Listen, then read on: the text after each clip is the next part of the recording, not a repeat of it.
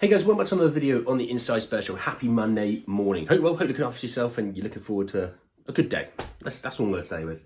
I want to talk a little bit about Conor Gallagher. I think it's going to be one of those summers that, a bit like last summer, he's definitely going to be a guy that Spurs are going to be in for. So I want to talk a little bit about Conor Gallagher. There's a nice little report, an article surrounding Spurs and their interests. So I want to talk about that. I want to talk a little bit about the Everton game at the weekend as well, and kind of just not be like, this player played well, this player played badly. I want to talk more about the boys that are about to come back in and how that'll make such a difference. So a bit more of a positive spin on things. So I'll say, if you're new, subscribe. You're very much welcome to join us for the journey. And let's talk the Everton game really quickly. Look, we played Everton obviously not long ago at home, and had it not been for some fortuitous situations arising, we probably would have lost that game, or if not drawn that game. We won that one, luckily. This game, it was one of those that we just couldn't see it off properly. And there is a stat going around about how Spurs have conceded 30-odd% of their goals in the last sort of from the 80th minute onwards. I'm not worried about that as much. What I would say is, when you have a lack of good quality depth, that you're probably more likely to concede goals. I mean, look, we have gone through a spell really since the start of November where we've not even had close to a full strength first team. Okay, so what I mean by that is, obviously we played for a long time with the back four of fullbacks. We then played with, Højbjerg and Skip. When, if you think about it, you've got Maddison, Lo Celso as the 10s. You have Sarr, Bentancur, Bissouma. So I'm talking about 5 midfielders ahead of these two boys. We're playing our 6th and 7th midfielders. When you look at the attack, we've not obviously had Son for, we are now the 5th of February, so about 6 weeks now. So we haven't had these guys for a long time, some quality guys. Sarr and Bissouma being gone for as long as they have. Obviously, I know Sarr is back. I wasn't expecting a ton from him against Everton. He's just come back from playing 120 minutes for Senegal. He's had a long journey back. He wasn't going to be truly 100%. Now, for Brighton, different story. I think he'll be absolutely fine for Brighton. But obviously, Bissouma was a guy that we were sort of thinking, how's that African Cup of Nations going? Look, he is out of the African Cup of Nations now. They lost to Ivory Coast on Saturday evening. So, Monday, he might be back today, for example. Now, he did, I believe, contract malaria. So that is something to, keep an eye on and make sure he's okay. But if he's ready to rock and roll against Brighton, and I mean genuinely ready to rock and roll and not play 10, 15 minutes, I mean play 90 minutes, I'm playing Bissouma. I really am playing Bissouma. Everton was, I think, the prime example of what we miss when we don't have Bissouma and Sarr playing.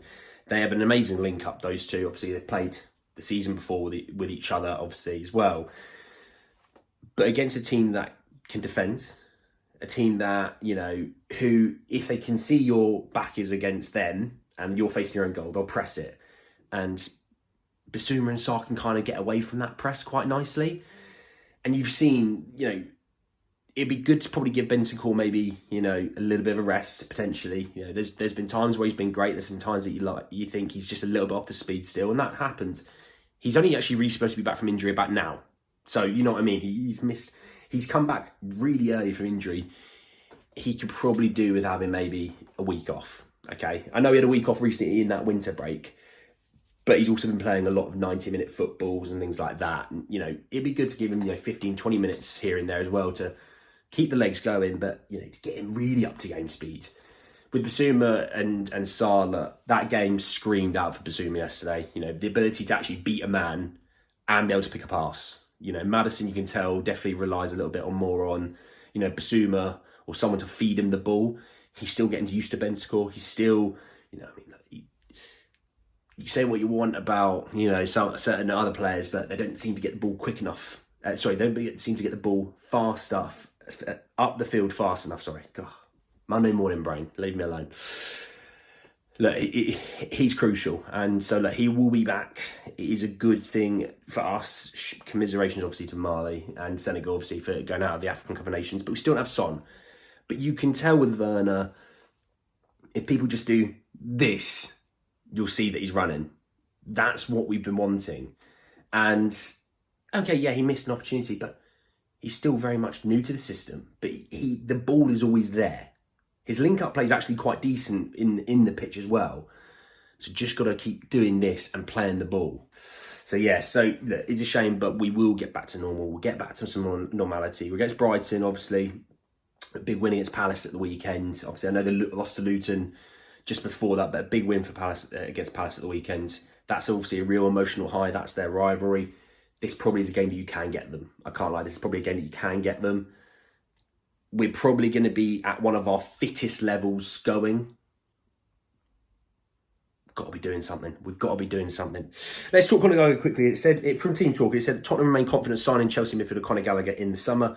Reports suggest that a deal could be done for around 50 million. I think you can get it done cheaper now. Knowing what we know, and I've spoken about this actually already in a previous video about financial fair play and the harsh reality of it all. If you haven't seen it, go back, have a little watch. I kind of explained financial fair play in a bit of an easier way. They obviously need to be selling they need to be raising 100 million, and not just from, we bought, Mudryk for 100 million, we're going to sell 100 million. It's not like that. They need to raise 100 million profits from sales by the end of June. So when we look at that, you're going to be looking at, Reece James, Conor Gallagher, Armando Broja. I don't know what other ones they have in that. I guess they might be able to count Lewis Hall from Newcastle. Thinking about it. I don't know if they've completely signed him yet, but I think the signing is about 30 million, and he's a academy boy. So, but again, you still probably have to sell Conor Gallagher in that regards, because I don't see how you're selling Reece James for tons of money when he can't stay fit. Broja scored 2 goals in like 20 games or whatever it was. You're not selling him for 40, 50 million, are you? So Conor Gallagher's the one sitting there who's got a bit of value about him. And when you watched them yesterday against Wolves, they were poor. They were really poor. And watching even Gallagher's body language, the guy looks miserable. He really does. I think a lot of the Chelsea players look miserable. But he literally looks like he's losing the will to live, because you can see he's trying. And I don't get that same feeling from certain other Chelsea players. They don't seem to try as much. Or is it that they're lacking quality? I don't know what it is for Chelsea, because you spend money on players that are good players. Saicedo, good player. Cole Palmer's obviously doing really well. Raheem Sterling's a good player. You got some good, really exciting defenders. Ben Chilwell's an England international. I don't really rate Ben Chilwell all that much, but he's an England international. Enzo Fernandez, 100 odd million. You've got a lot of players in this squad that got talent, but they don't seem to be doing anything. I just think they bought too much too quickly. But with Gallagher, he unfortunately might be a casualty. And with that being said, Spurs might be able to capitalise on that casualty.